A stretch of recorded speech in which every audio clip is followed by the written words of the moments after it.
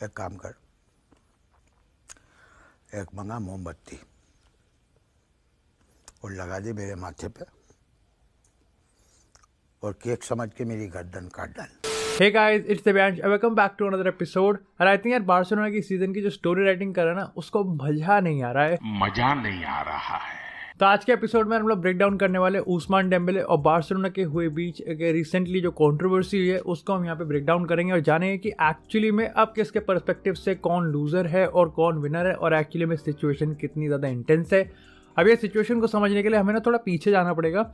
अब कुछ दिन पहले की बात करें या फिर मैं कहूँ कुछ दिन पहले लगातार की अगर हम बात करें ना, तो डेफिनेटली हमको ये बिलीव करवाया जा रहा है कि उस्मान डेम्बेले बार्सिलोना के साथ कॉन्ट्रैक्ट रिन्यू करेगा और उसके होने के चांसेस मैं 10%, 20%, 50% बल्कि 90% चांसेस है कि उस्मान डेम्बेले कॉन्ट्रैक्ट रिन्यू कर रहा है।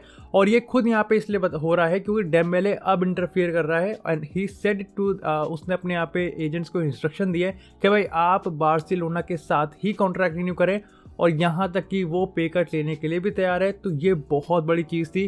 फाइनली बार्सिलोना और उनके फैंस को उस्मान डेम्बेले एक तरीके से कहते हैं ना रिटर्न गिफ्ट की, उन्होंने इतना किया है तो अब वो भी अपना जो ग्रैटिट्यूड है उसको रिटर्न कर रहा है। तो इसी के लिए यार कहना कि बार्सिलोना और उस्मान डेम्बेले यहाँ पर एक फाइनल मीटिंग के लिए तैयार होते हैं न्यू ईयर से पहले और पर्टिकुलरली मैं कहूँ मोस्ट इंपॉर्टेंटली यहाँ पर जनवरी ट्रांसफर विंडो से पहले वो यहाँ पर इसको शेड्यूल करते हैं। और इसका मतलब यही अटकलें लगाई जा रही थी कि फाइनल है ट्रांसफर विंडो से पहले कहीं ना कि बार्सिलोना इसका कॉन्ट्रैक्ट अनाउंस कर देगी, खत्म होगा सारा मामला and once and for all everybody will be happy. लेकिन ये चीज़ें इसके बिल्कुल ही उलट होती हैं और चीज़ें सर पैर से बिल्कुल पलट जाती हैं। लेकिन उससे पहले आई थिंक ये समझना ज़्यादा इंपॉर्टेंट है कि बार्सिलोना एक्चुअली में इतना उतावली क्यों हो रही थी जब उनको लग रहा था कि उस्मान डेम्बेले तो कॉन्ट्रैक्ट रिन्यू कर रहा है। तो देखो यार इसके दो रीज़न है। पहला रीज़न तो यार ये है कि देखो आप, आई होप कि मैं इसको ओवर कॉम्प्लिकेटेड ना करूँ चीज़ों को। देखो फेरन टोरस का रजिस्ट्रेशन ना कहीं डेम्बेले पे डिपेंड करता है। वो कैसे? अब देखो यार अगर उस्मान डेम्बेले का जो करंट कॉन्ट्रैक्ट है अगर वो ऐसे ही रहता है ना तो बार्सिलोना को बहुत दिक्कत होगी फेरन टोरस को रजिस्टर करवाने के लिए। लेकिन अगर डेम्बेले नया कॉन्ट्रैक्ट लेता है यानी कि नए टर्म से वो सैलरी लेगा जनवरी से, तो बार्सिलोना इस तरीके से उसका नया कॉन्ट्रैक्ट बिल्ड करती फेरन टोरस को रजिस्टर करवा पाए। ऐसा नहीं है कि इम्पॉसिबल है बट बहुत मुश्किल हो जाता है और कॉम्प्लिकेटेड हो जाती चीज़ें। बट क्योंकि फिर अब वो तो बात करेंगे क्या हुआ है। जो दूसरा रीज़न है वो यहाँ पर ये है कि एक्चुअली में देखो उस्मान डेम्बेले से रिगार्डिंग आपको पता है कितनी कंट्रोवर्सी है हमेशा से लगातार। मैं कहूँगा कि ये छोटा पॉल पोग्बा है यहाँ पर मैनचेस्टर यूनाइटेड का।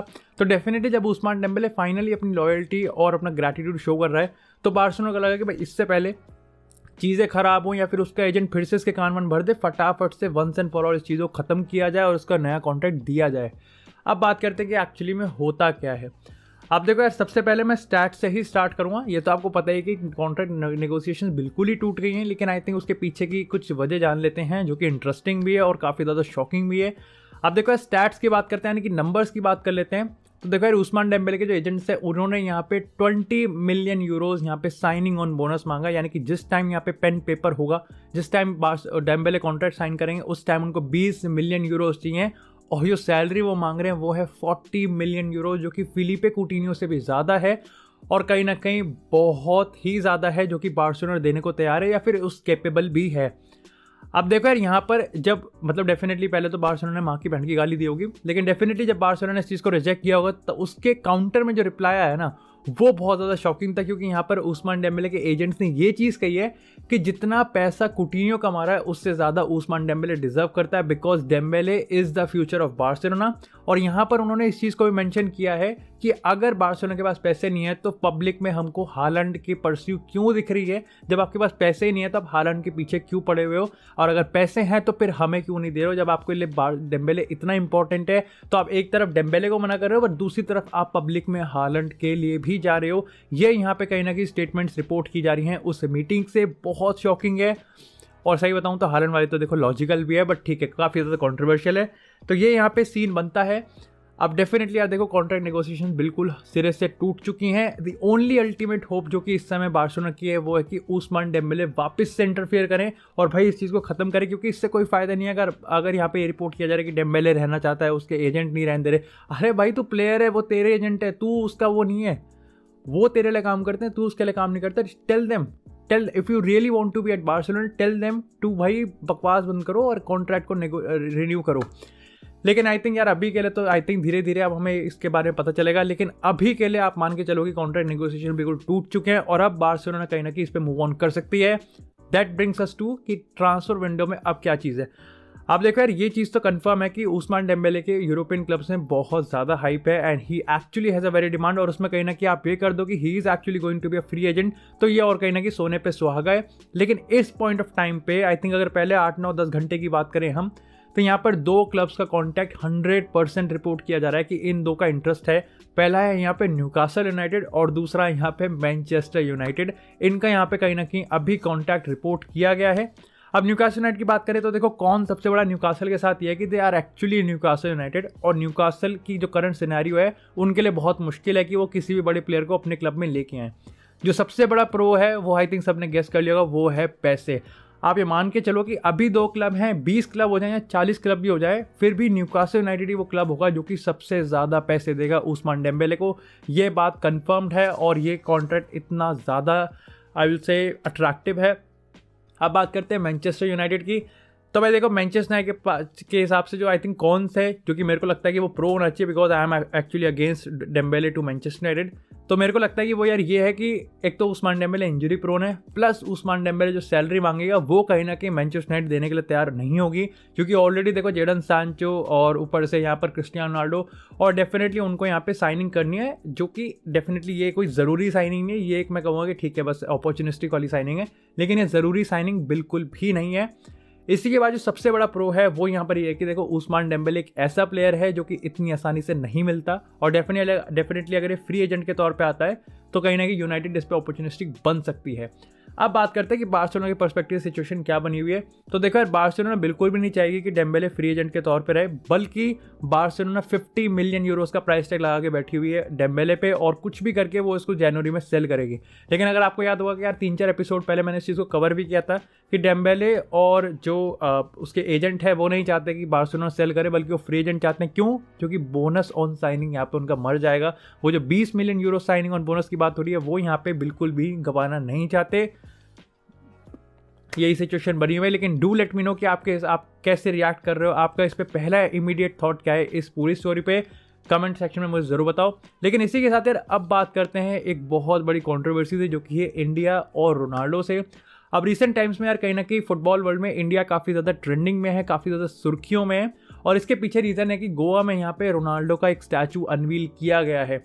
अब देखो सबसे पहले तो ये जान लेते हैं कि अथॉरिटी का इस पर क्या कहना है, यानी कि जिन्होंने स्टैचू बनवाया है। तो भाई अथॉरिटी का यहाँ कहना है कि इस स्टैचू को यहाँ पर यूथ है उस पर जनरल अवेयरनेस और स्पोर्ट्स डेवलपमेंट को और बढ़ावा देने के लिए हमने यहाँ पे स्टैचू बनाया है। और क्योंकि रोनाल्डो ग्लोबल सुपरस्टार है, the most followed athlete and superstar है, तो इससे बढ़िया तरीका क्या हुआ। फेयर इनफ कि रोनाल्डो को भाई आपने ठीक है ऐसे कर दिया, काफ़ी समझ में आता है। लेकिन अब बात करते हैं कंट्रोवर्सी स्टार्ट कहाँ से होती है। तो भाई रिसेंटली यार रिपोर्ट्स ये आ रही हैं कि जो वहाँ के लोकल्स हैं उन्होंने यहाँ पे प्रोटेस्ट किया है, एंड एक्चुअली उन्होंने काले झंडे दिखाए हैं इस पूरे प्रोग्राम को, और उनके हिसाब से कहीं ना कहीं ये चीज़ बहुत ज़्यादा गलत है। 2 रीज़न है। पहला पॉइंट यार उनका ये है कि अगर ठीक है मान लिया कि Ronaldo is a global superstar, आप उसके ज़रिए यहाँ पर यूथ में एक अवेयरनेस और स्पोर्ट्स को बढ़ावा दे रहे हो, लेकिन ये चीज़ आप इंडियन सुपरस्टार यानी कि इंडियन फुटबॉल प्लेयर्स का स्टैचू लगा के भी कर सकते थे। चाहे बाचिंग भूटिया की बात करें, चाहे यहाँ के लोकल सुपरस्टार्स की बात करें, या हम सुनील छेत्री की बात करें, या फिर और कुछ प्लेयर की बात करें, वो ज़्यादा सेंस बनाता, जिसके लिए कहीं ना कहीं मैं भी यहाँ पर एग्री करता हूँ।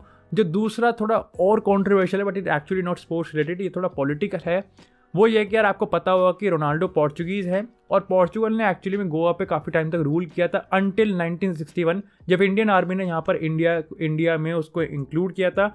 और ऐसे में कहीं ना कहीं लोग इस चीज़ को कह रहे हैं कि this would be very very disrespectful कि यहाँ पर आप दिसंबर में आई थिंक यार एनिवर्सरी होती है, if I am not wrong, आप इस चीज़ को उसी टाइम कर रहे हैं जब यहाँ पर इंडियन आर्मी ने 1961 में जाके उसको छुड़ाया था, और आप उसी टाइम कहीं ना कहीं एक पोर्चुगीज़ लेजेंड का यहाँ पर स्टैचू लगा रहे हैं। तो ये कहीं ना कहीं इंडियन आर्मी के पर्सनल से के लिए यहाँ पर डिसरिस्पेक्ट है। अब इसके रिगार्डिंग रोनाल्डो का ना ही डायरेक्ट और ना ही इनडायरेक्ट कोई मैसेज आया है, और आई थिंक आएगा भी नहीं, क्योंकि डेफिनेटली देखो यार इसमें पॉलिटिकल कंट्रोवर्सी भी है और इसमें ना पढ़ना ही ज़्यादा बेटर है। But do let me know कि आपका इसके रिगार्डिंग क्या रिएक्शन है, और आप क्या सोल्यूशन यहाँ पे आप किस पर्सपेक्टिव से और क्या सोल्यूशन यहाँ पर आप एडवाइस करते हैं इन द कमेंट सेक्शन। लेकिन इसी के साथ यार अब बात करते हैं हैरी केन से। भाई आज के एपिसोड में ना आई थिंक चीज़ें बिल्कुल ऐसे कंट्रोवर्शियल हो रही हैं। अब देखो यार, ये चीज़ तो हमें पता है कि हैरी केन कितना ज़्यादा हाथ पैर मार रहा था कि वो मैनचेस्टर सिटी का अपना ड्रीम मूव यहाँ पर पूरा करे, लेकिन एट दी एंड यहाँ पे डैनियल लेवी ने उस पर वीटो लगा दिया। लेकिन अब कहीं ना कहीं रिपोर्ट्स इतनी इंटरेस्टिंग है, और जो फाइनल जो अभी लेटेस्ट रिपोर्ट है उससे पहले मैं आपको बताया था कि एक्चुअली में सिचुएशन क्या है। तो भाई सिचुएशन ये है कि यहाँ पर जो टॉटनहम हॉटस्पर में जो मूड है ना, जो मूड है इस समय, चाहे हैरी केन की बात करें, चाहे कॉन्टे की बात करें, या किसी प्लेयर की बात करें, वो यहाँ पे मोर देन गुड है। मतलब आप ये मान के चलो रेफरेंस के लिए कि जोसे मुरीनो जब आया था तो जितना बिलीव जोसे मुरीनो ने करवाया था कि भाई मैं ही तुम्हारा ट्रॉफी ड्रॉट खत्म करूँगा, उससे कहीं ज़्यादा एंटोनियो कॉन्टे करवा पा रहा है। और यहाँ पे प्लेयर एक्चुअली में उसमें बिलीव कर रहे हैं, और उसमें से एक प्लेयर है हैरी केन। अब बात करते हैं कि रिपोर्ट्स क्या है। तो भाई लेटेस्ट रिपोर्ट्स के हिसाब से डैनियल लेवी एक्चुअली में हैरी केन को एक और नया कॉन्ट्रैक्ट साइन करवा सकता है, और ये कहीं ना कहीं कंप्लीटली फिनिश कर देगा मैनचेस्टर सिटी वाले ट्रांसफर मूव को। अब ये चीज़ यार एक्चुअली में मैनचेस्टर सिटी के पर्सपेक्टिव से काफ़ी ज़्यादा खराब है, क्योंकि सबसे पहले तो देखो अर्लिंग ब्राउट हालांड की जो सिचुएशन चल रही है वो कहीं ना कहीं जो I think at the last bidding war होगी ना, वो बार्सिलोना और रियल मैड्रिड के बीच होगी। और ऐसे में कहीं ना कहीं हालांड की जो प्रेफरेंस है वो प्रीमियर लीग नहीं है, तो डेफिनेटली मैनचेस्टर सिटी यहाँ पे दो ही एक प्रैक्टिकल ऑप्शंस हैं, वो है दुसन लाहोविच और डेफिनेटली यहाँ पर हैरी केन। मतलब बाकी सारे प्लेयर्स भी हैं, लेकिन ये कहीं ना कहीं प्राइमरी टारगेट है। और ऐसे में डैनियल लेवी को पता है कि अगर एक और बड़ा ऑफर यहाँ पे सिटी की तरफ से आ सकता है, चाहे समर की बात करें, तो यहाँ पर आप इस चीज़ को कंप्लीटली ख़त्म कर सकते हैं कि यहाँ पर एक और नया कॉन्ट्रैक्ट साइन करो। और आपको मैं बता दूँ कि एक्चुअली में यहाँ पर हैरी केन इसको साइन करने के लिए बहुत ज़्यादा इंटरेस्टेड है, बिकॉज अब कहीं ना कहीं और इट जो सारा क्रेडिट है ना, it all goes down to one man, और वो है एंटोनियो कॉन्टे। तो ये कहीं ना कहीं काफ़ी ज़्यादा इंटरेस्टिंग सिचुएशन है। देखना पड़ेगा कि एक्चुअली में मैनचेस्टर सिटी अब कहीं ना कहीं दोनों रास्ते जो हैं बंद होते हुए दिख रहे हैं, तो वो तीसरा रास्ता कौन सा हो सकता है। काफ़ी ज़्यादा इंटरेस्टिंग सिचुएशन है। तो that's it for this episode guys. I hope आपको एपिसोड पसंद आया। अगर एपिसोड पसंद आया तो एपिसोड को लाइक करें, चैनल को सब्सक्राइब करें। आपको इसी तरह फुटबॉल से रिलेटेड एक्सक्लूसिव कंटेंट इस चैनल पे मिलता रहेगा। तब तक के लिए stay tune, stay safe, and I will see you guys in the next episode.